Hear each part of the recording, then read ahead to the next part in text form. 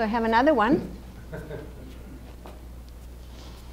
I'll just take this a few minutes to say something. We have in our program about 15 minutes allocated to practice what surgical assistants are doing. However, I realize we don't have enough material in the back. I will not be able to show you a lot.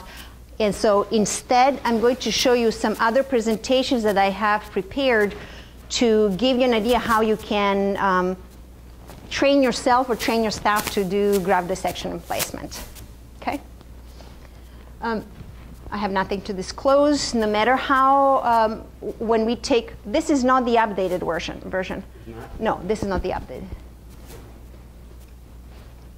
Sorry.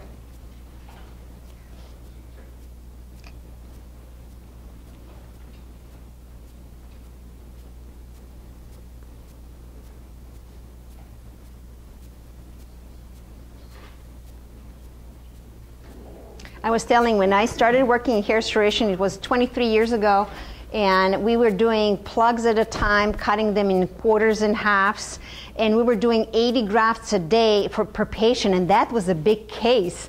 So when we moved, 120 was a big case, and now over the years we progressed in a number of grafts and in a number of staff we need to do the procedure. And when I think now we are able to do 2,500 grafts in 8 to 10 hours with, we have total of 5 staff, surgical assistants and a physician. So it's a great privilege to do hair restoration. I really find it is really creative if you see it that way. And not everybody is suited for this type of work. It's very tedious, time consuming, but I am very detail oriented. So I like every patient has something different. Sebaceous gland is different. The hair curl is different. The thickness of the hair shaft is different. So that become exciting to me. So surgical assistants do about 50% of your work. Usually in any surgery, surgical assistants hold the instrument or hand the instrument. In hair restoration, they handle the tissue and they place the graft. So I did this just to show you. You can harvest the beautiful strip, but if they're preparing grafts and damage it, they do 50% of the work. If they damage, the end result will be affected. So you can create a great recipient site, but if the grafts are not placed properly or the grafts are not prepared properly to fit those sites, it will not work. So I'm going to, whether it's a strip harvesting or FUE, there's a lot of surgical assistants involved in graft preparation and trimming. So whether they're slithering and dissecting or trimming the graft in helping you extract, you will need minimum 2 to 3 assistants. There's different instrumentation, different forceps, cutting surfaces. Everybody now uses microscopes because we went to smaller and smaller grafts, so it's harder to see, and it's more important to trim the tissue properly around the graft. Therefore, everybody is using microscopes. Then you will have a later presentation on optimizing graft survival.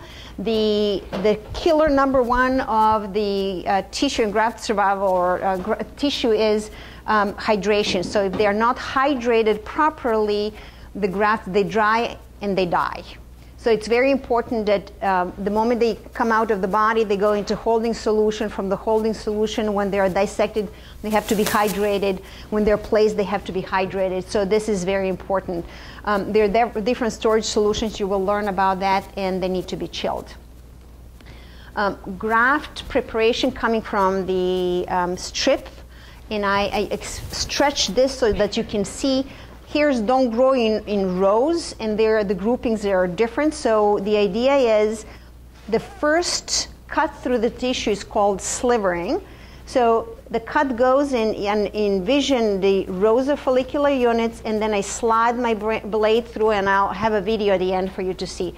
So that would be my second cut, third cut, and I go like that. The importance of having thin slivers is that when the assistants are dissecting, they can turn the sliver on the side and they can see through and dissect properly. If the tissue was thicker, then they have to work harder to dissect. The more there's manipulation, the more chances of damage. The more chances of damaging grafts, the less growth, and end up affecting the entire result. After slithering, the dissection happens the same way. It's a blade going in between and dissecting. So this would be a 1 hair follicular unit. This is probably 3 hairs. There's another little one here behind. This is a 2 hair follicular unit. This is probably 3 because this looks like a 2 hairs line up together. So it's important to look in between and guide the blade to dissect them. Then they're sorted. You want to make sure that your 1 hair graft, thank you, 1 hair graft goes in a site allocated for 1 hairs in a hairline and so on. And another thing I want to mention is it's important to keep a correct count because you make sites and then the grafts should fit the number of sites. You cannot have, yeah, you can have extra sites, but they can heal. However, it becomes all complicated unless it is well coordinated. In FUE extraction, the grafts can be a little bit skinnier. The difference here is that when we dissect a tissue we can preserve the fat layer underneath because we're dissecting with a blade. When we do FUE extraction, as we pull the graft out of the tissue of the scalp, the tissue sometimes separates from the fat layer. It doesn't have to happen that way, but it could, and that requires extra dexterity on a part of the surgical assistants while placing the graft.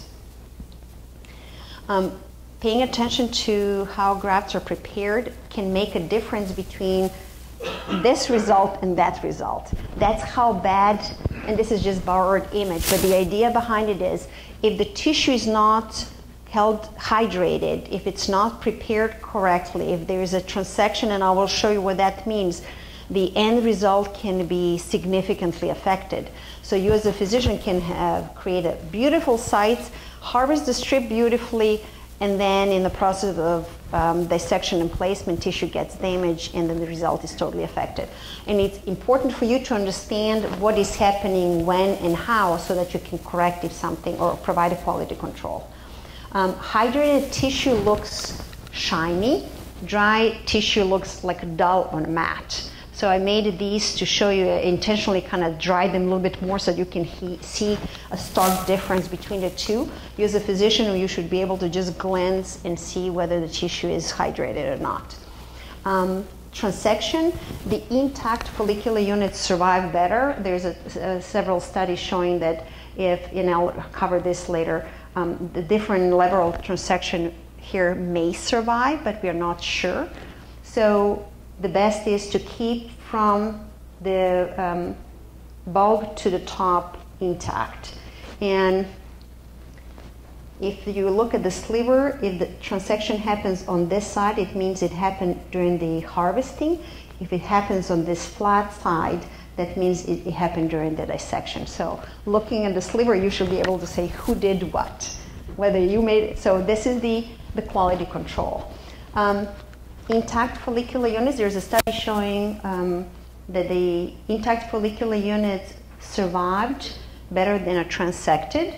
And then if the 1/3, if 2/3 are preserved, hair can survive. Top 2/3 or bottom 2/3. But if it's less than 2/3, the hair will not survive. There is no growth.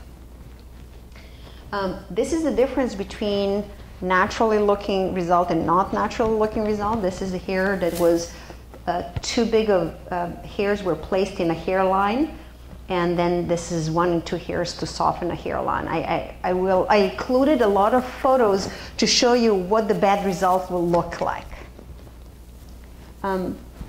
What do you notice about this? Anyone wants to tell me what do you notice about these slivers? Okay, they're transected. What else? Okay, what else? They're not shiny, right? So they're dried. So there should be, every time you see, there should be this little shine going on. In the previous one, I'll show you again, there's no shine. It's dull. Okay? How many, this is just a play, and I'll show you another slide so you'll see. So what I do Sometimes I have this, they're called ugly grafts, so just serve the purpose of training. So it shows you these should not look like this. They should be trimmed and cleaned. And on this next slide, I'm going to show you. So this one, since the bottom third is transected, this is top transected. I have this, okay. Talk with both hands. This one is good because it's not transected. This is transected, it needs to be discarded. This is going to be good, and it's a one graft, 2 hairs in a graft. This one will be 2 grafts. This would be 1, and this would be a second. This is good one. This one, probably nothing. We don't know. There's maybe one goes like this, but this is cut through. This is cut through, so that's not good. This one is good. This one is not. This one is good. This one is not. This one is not, and this possibly good. So just a play to show you that it is a sophisticated process of thinking through. It's not just cutting tissue in and putting it in sites. And I have a little video for you to, it's a quick example of dissection. It's a very fine motion with the blade. I constantly create a traction with this hand. I secure my tissue so it doesn't move. And I'm sliding my blade, and as I'm sliding, I'm opening on this side and dissecting and just leaving one single row of follicular units.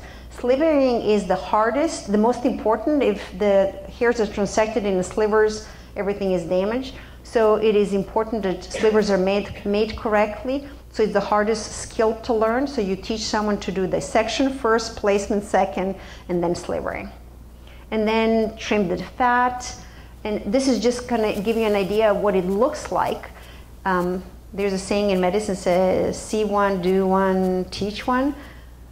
This is hard skill to learn. So you can't just see it and say you can do it. You have to practice. And so this is the process of dissecting and constantly trimming and looking at the graft. They have to have a good number of hairs per the graft. This is the end of this presentation, and I have another one about graft placement.